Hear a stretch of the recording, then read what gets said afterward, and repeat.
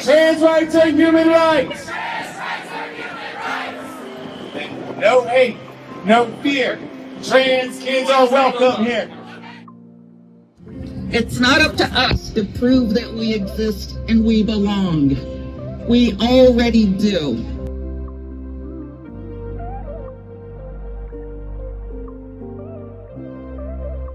We're not going to vanish. We're not going to disappear. Our history is being documented and recorded because while we may be visible to those against us, we are not seen by those against us. They do not see our expression. They do not see our joy. They do not see the people we have become. We are the hope. We are the voice for those who cannot speak.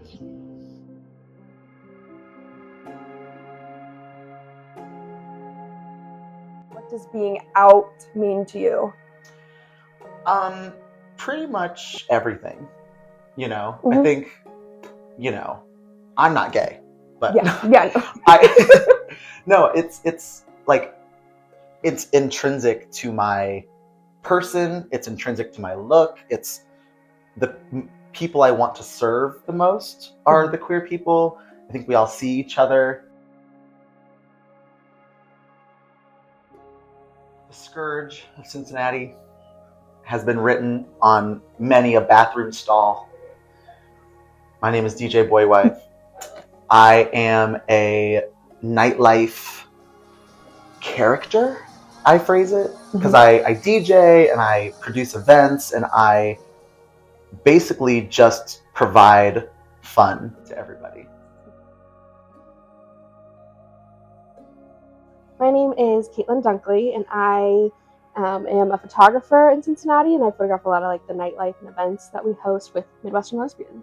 I'm Kelsey Ferentz. I am the founder of Midwestern Lesbian, host an immense amount of LGBTQ plus events and resources, and also run Cincy Gay Agenda.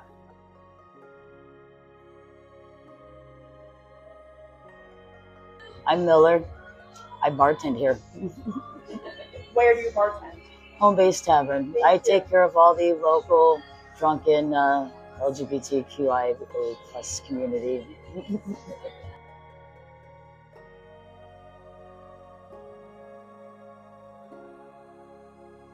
My name is Chris Seelbach. I am the first openly LGBT person elected here in Cincinnati. I served on city council for a decade and the last 2 years as president pro tem. Being out is something that's been a huge part of my life the last several decades. And in many ways, I've walked into every room out because I was the first openly LGBT person elected here. In a lot of ways, that box became part of who I was. And most of the times, every situation I walk into, I'm walking into with people knowing that I'm a gay man. So it's been a different experience and one that I've tried to use. I mean, it's an opportunity that I've had to be that voice, be a voice for LGBT equality and for bringing a voice that has not been at many tables before, because I was the first openly LGBT person elected here, the first openly gay man elected in the state of Ohio. I have seen it as a privilege and an expectation that I had some responsibility to bring that voice of people who have, been discriminated against, who have died in the 80s and 90s and still because of HIV and AIDS, who are demonized just because of who they love or who they are. So I have tried my best to take advantage of the opportunity, but also be reverent of the responsibility of what it means to be the first openly LGBT person elected here and do good. I DJ'd in Northside for like almost a year, and it was at a drag bar. And I would work alongside these drag queens every single weekend for 3 nights a week. And it would slowly create and help me find who I was. And people would kind of resonate with it over time when Alice asked me to play here. Because that Northside bar was like a 50, 60 person bar, and Alice fits like 300. something. And to me, it was like, oh, right. Mm-hmm. So like I treated that gig like my Super Bowl. It blew my mind, and I just was like, this is where I'm meant to be and what I'm supposed to do. I've been out for over 10 years now.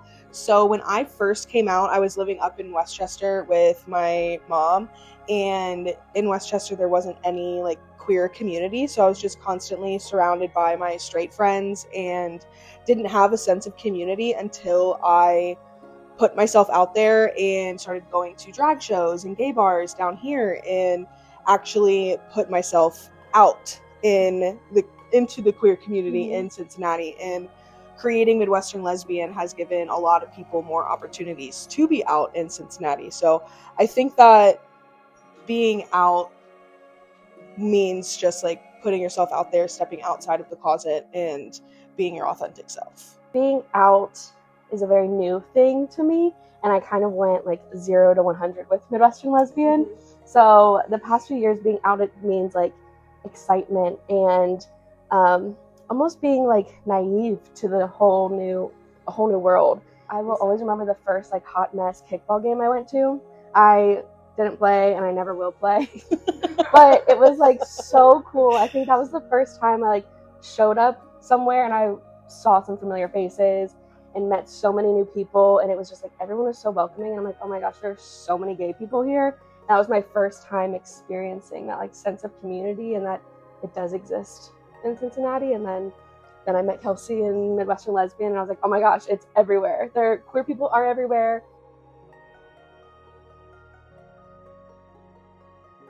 Nowadays, it's actually safe to be out in Cincinnati. It used to not be. It used to be being out in Cincinnati meant you got hit in the face with a goddamn ball bat or a beer bottle. Things would get chucked at you from cars and shit. So I mean, now being out in Cincinnati is actually not so bad. And as far as all the other cities I've visited, which are plentiful, this one's actually, considering it's supposed to be so conservative, is actually fairly fucking accepting. We're a little different than the other gay bars, because usually gay bars indicate gay men, and there are a plethora of gay male-oriented fucking bars, but we're the only lesbian-oriented fucking bar. There's only 2 in Ohio, and one of them just got bought up by a bunch of drag queens. We are a lesbian bar. We are a lesbian-owned, operated. We're actually part of the Lesbian Bar Project. We're one of 36 fucking lesbian bars in the nation. So the policy that's most important to me personally, and I think had maybe the most impact and was definitely the most discussed and continues to be, was after the death of Leila Alcorn, who was a teenager, a transgender teenager in the Cincinnati region, who took her own life after she was subjected to conversion therapy by her parents and her church, and was really a call to action for me of what can we do to prevent this from happening again. And it was always thought that medical practices like conversion therapy are regulated by the state, which is true. And therefore, local municipalities like Cincinnati could not regulate or restrict medical practices because it was something regulated at a state level. But after Leila Alcorn's death, I wanted to challenge that assumption. I challenged our law department on that assumption.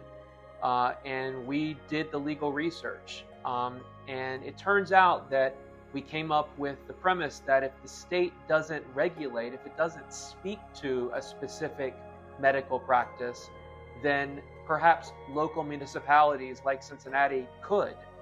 And so we passed a ban on conversion therapy for minors, the first city in the entire country to say, perhaps we could do this. And so Cincinnati became the first city in the country to ban conversion therapy for minors. And a part of my story is that I also went through conversion therapy when I was a teenager.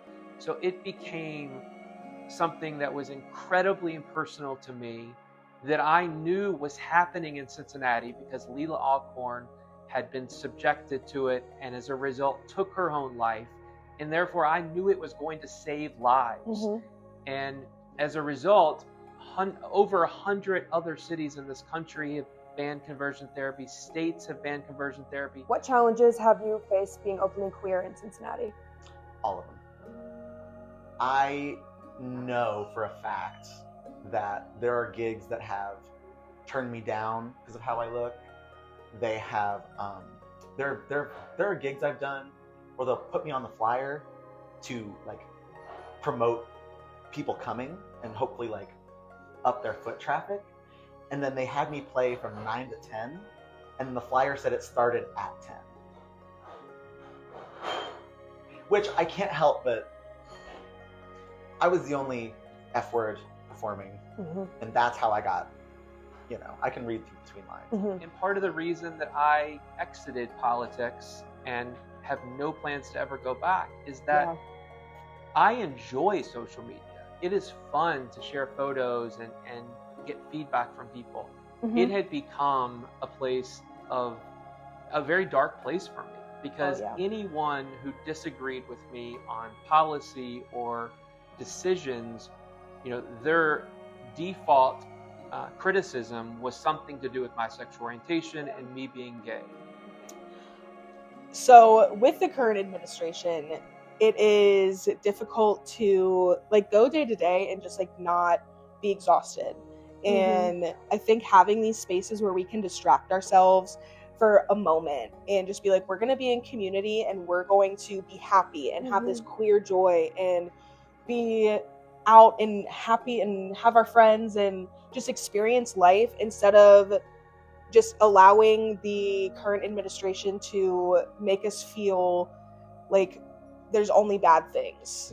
I mean, the reason that Jenna bought this bar was because Shirley refused to sell it to anybody that wasn't part of the community.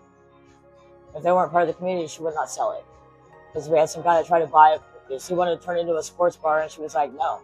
No, if I allow somebody like that to buy it, she's like, where are people like you and Tommy going to go? Where's everybody going to go? No, it's not going to be anywhere to go anymore. It's with love. I want you to think of a night at Alice as the night this happened. I want it to be the night we heard the Celine Dion song, or the night that, you know, I played the XXL 2016 freestyle. You know what I mean? I want it to be these moments. I don't want it to be like, remember that time at Alice? Well, that could have been that one time or that time. And I don't want them to blend together. I want them to be special, specific things that stick with people. I had married my high school sweetheart. It was very much like, this is what I'm supposed to do. And so when I was in the middle of figuring out, like, oh my gosh, I think I'm lesbian, I'm married to a man, what do I do? I'm about to blow up my entire life. My family's gonna be like, what's happening? So it was like finding similar stories online that helped me kind of be like, okay, I'm not the only one going through this. I can survive this. I will survive this. And there are so many like incredibly strong people that have survived this. So I think sharing those stories is so important, just to like show people that like you're not alone.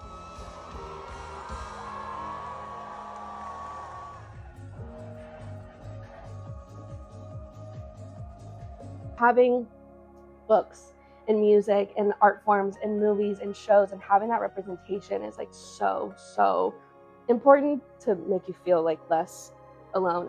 I think it just goes back to the concept of people who are outcasted or marginalized feeling singular and alone. And you have something in common with everybody. I wouldn't be shit without the queer people. I wouldn't have a career. I wouldn't know who I am a fifth as much as I do. I wouldn't have the friends I have. I wouldn't have anything if it weren't for the support that Cincinnati shows me. It's Speechless. It's absolutely everything to me. I've never had a community like this. I've never felt seen like this. And I've never felt a connection with people like this. And it's invaluable. It's the entire world to me. So I just thank everyone for sharing that with me, because it's completely mutual. And we're all in this together. God damn it. Fuck, cliche. High School Musical again. I know.